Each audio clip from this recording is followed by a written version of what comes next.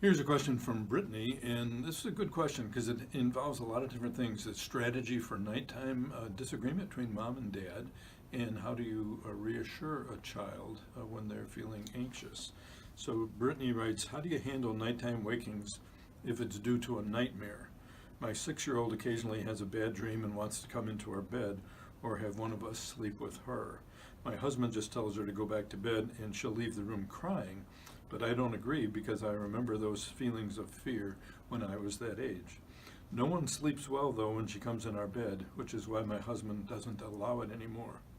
How do you balance comforting your child with boundaries?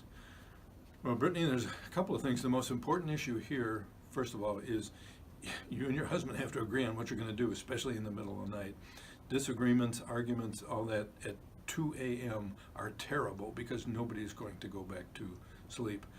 What I would suggest you do to do both the boundaries and the comforting is use the nighttime waking procedure from 123 Magic. I think it's in chapter 17, but it goes something like this. When the child appears at your bedside in the middle of the night, whatever is going on, whether they're complaining about a nightmare or just want to sleep with you or whatever, assume they have to go to the bathroom. Now that may sound funny, but you may know from personal experience in kids and adults, nightmares are often associated with having to go to the bathroom, which is a painful, unpleasant experience, and it makes your mind do funny things. So the procedure is somebody gets up with her, no talking, no emotion. If she's talking about a nightmare, you can be very comforting and reassuring, but you don't go into the details. You just say, yes, okay, it's okay, that kind of thing.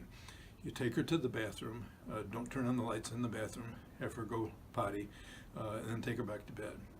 When you get back to her bedroom, you put her back in bed and see if you can get out of the room. Now, she may be anxious enough she doesn't want you to leave, so here's the not fun part.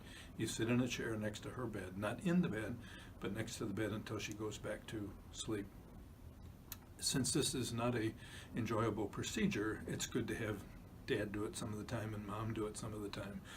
But you're providing the reassurance by your presence, and you're also setting the boundary that you're not going to sleep with us, because you're right, that does run the risk of making that kind of thing habit forming. So most important thing, you want to decide what your procedure is going to be. You and your husband agree on it. No talking in the middle of the night. And with the nightmare, the nighttime waking procedure that I described, you can provide both the comfort as well as the limits that are necessary here. So good luck with that, and let us know how it goes.